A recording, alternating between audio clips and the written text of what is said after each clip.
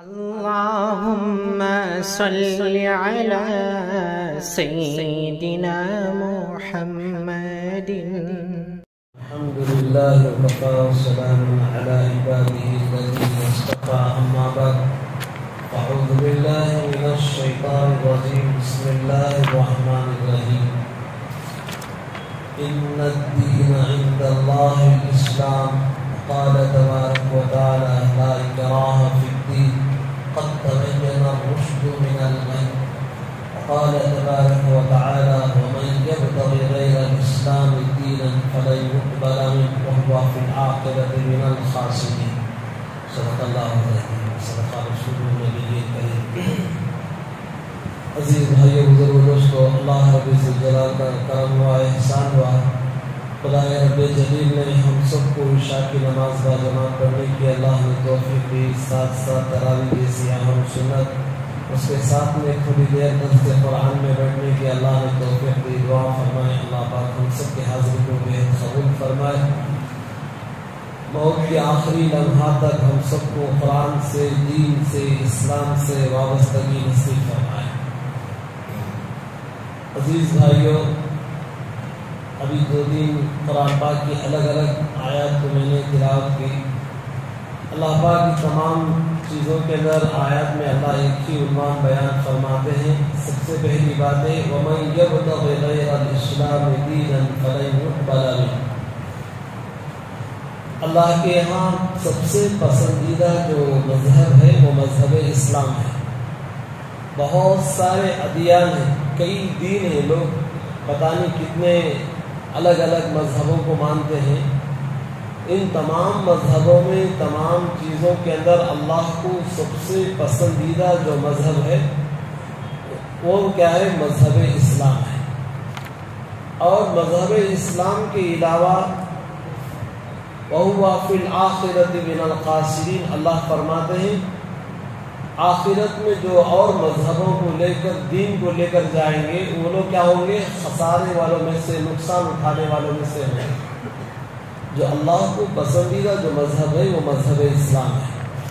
ایک اور مقام پر اللہ فرماتے ہیں لا اکراہ فی الدین. دین کے اندر زبردستی نہیں ہے، دین کے اندر کھینچا تانی ہے نہیں. آپ آنا ہی پڑے گا، اگر آپ نہیں آئیں گے تو ہم آپ کے گردن پر کیا ہے؟ تلوار لٹکا دیں گے یا آپ کی گردن نکال دیں گے. یہ اللہ پاک کبھی قرآن کے اندر نہ اسلام کے اندر کبھی بھی یہ چیز نہ آپ سنیں گے نہ کبھی سنیں گے. جس کا دل چاہے اسلام میں داخل ہو، جس کا دل نہ چاہے تو وہ باہر ہی ٹھہرا رہے. ہمارا کیا نقصان ہے؟ خدا کا کوئی نقصان نہیں ہے. جو کچھ اگر نقصان اٹھانا ہے تو بندوں ہی کا وہ نقصان اٹھانا پڑے گا. اسی لیے میرے بھائیوں، بشاشت کے ساتھ، خوش دلی کے ساتھ اسلام میں داخلے کے لیے مکمل طور پر دروازے کھلے ہوئے ہیں. جس کا دل چاہے اندر آ جائے، جس کا دل چاہے باہر رہے. وَمَنْ دَخَلَهُ كَانَ آمِنًا. اس طرح حدود حرم میں جو داخل ہو گیا تو وہ امن پا گیا، اور حدود حرم سے باہر جو ٹھہر گیا وہ نقصان اٹھانے والوں میں سے ہوگا. تو بہرحال عزیزوں، جو بہت سارے جو مذاہب ہیں، مذہب اسلام چھوڑ کر آپ کو دیکھیں گے کتنے مذہب ہیں، لوگ کتنے مذہبوں کو مانتے ہیں، اور آئے دن پتہ نہیں کتنے چیزوں کو پتہ، اور جتنے چیزیں، اور اگر وضاحت کے ساتھ کہا جائے تو میرے بھائیوں یہاں پر بہت بات لمبی ہو جائے گی. خیر، اللہ نے ہم سب کو، اللہ کا شکر ادا کریں، اللہ نے ہم سب کو کیا مذہب اسلام پر، دین کے لیے اللہ نے قبول فرمایا ہے. ایک اور مقام پر اللہ سورہ مائدہ میں فرماتے ہیں اليوم اکملت لکم دینکم واتممت علیکم نعمتی ورضیت لکم الاسلام دینا. اللہ پاک ہم سب کو ایک ایسا مذہب کے لیے، ایک ایسے دین کے لیے اللہ نے قبول فرمایا، اس دین کی تکمیل بھی فرما دی. اللہ پاک اکملت لکم دینکم، ہم نے اس دین کو مکمل کر دیا. واتممت علیکم نعمتی، اور ہم نے کیا کیا؟ سب سے بڑی جو نعمت ہے، نعمت عظمیٰ ہے، وہ دین ہے، مذہب اسلام ہے. تو میرے بھائیوں، اس دین کے خاطر نہ تو ہمارا جان لگا ہے، نہ ہماری قربانی لگی ہے. ہم باپ دادا کی طرف سے مسلمان ہیں، اس لیے ہم اس کی قدر معلوم نہیں ہے. اس کے پیچھے اگر ہماری قربانی لگتی اور ہمارا مجاہدہ لگتا، ہماری بھی کچھ کیا ہے جان مال کی قربانی ہوتی، تو ہم کو اس چیز کی قدر ہوتی. بغیر محنت کے بغیر مشقت کے اللہ نے یہ نعمت ہم کو دے دیا ہے، اس کی ہمیں قدر نہیں ہے، اس کی قدر کرنا چاہیے۔ اللہ نے کرم کیا، احسان فرمایا، خداوند قدوس نے ہم کو کیا ہے کلمے کی نسبت دی ہے۔ اگر کلمہ نہ پڑھاتے اور مذہبوں کے اندر اگر اللہ پاک چھوڑ دیتے میرے بھائیوں سیدھا جہنم میں چلے جاتے۔ اکثر لوگ کہتے ہیں اور جو بہت سارے اور مذہب کے لوگ وہ لوگ کہتے ہیں ارے تمہارا مذہب اسلام میں جو جیسے آپ بچپن میں بچہ پیدا ہوتا ہے، کتابوں میں لکھا ہے کل یولد علی فطرت الاسلام یحبدانہ او ینصرانہ او یمجسانہ او ینصرانہ، ہر بچہ فطرت اسلام پر پیدا ہوتا ہے، یحبدانہ او ینصرانہ او یمجسانہ۔ بات کیا کرتے ہیں؟ اس بچے کو یہودی بنا دیتے ہیں، اس بچے کو نصارہ بنا دیتے ہیں، اس بچے کو مجوسی بنا دیتے ہیں۔ ہر بچہ فطرت پر پیدا ہوتا ہے۔ بات جس طرح مسلمانوں کے گھروں میں بچہ پیدا ہوگا تو دیکھیے آئے دن بچہ کیا کرے گا، کلمہ پڑھے گا، اس کے بعد اللہ کہے گا، نبی کا نام لے گا۔ یہی بچہ اور دوسرے مذہبوں میں پیدا ہوگا، دیکھے گا کبھی وہ رام کو پکارے گا، کبھی دیوی دیوتا کو پکارے گا، کوئی اور دوسرے مذہب کو پیدا ہوگا، وہاں بھی وہ چیزوں کو دیکھے گا، اس کو اپنائے گا۔ میرے بھائیوں اس کے ماں باپ اسے یہودی بناتے ہیں، اس کے ماں باپ اسے نصارہ بناتے ہیں، اس کے ماں باپ اسے مجوسی بنا دیتے ہیں۔ اسی لیے اللہ کا کرم مانیے، اللہ کا شکر مانیے۔ اللہ نے کیا کیا؟ فطرت اسلام پر پیدا ہونے کے بعد اس اسلام پر جمنے کی، جڑنے کی، جمع ہونے کی اللہ نے توفیق دی۔ مضبوط کیا ہے اسلام پر جمع ہونے کے لیے ہم کیا کریں گے؟ موت کے آخری لمحہ تک دین پر استقامت کے لیے اللہ سے دعا بھی مانگیں گے۔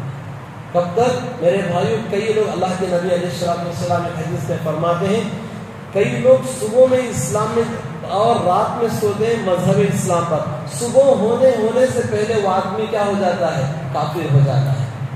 کئی آدمی صبح سے مسلمان رہتا ہے، شام ہونے سے پہلے وہ آدمی کیا ہے؟ کافر ہو جاتا ہے۔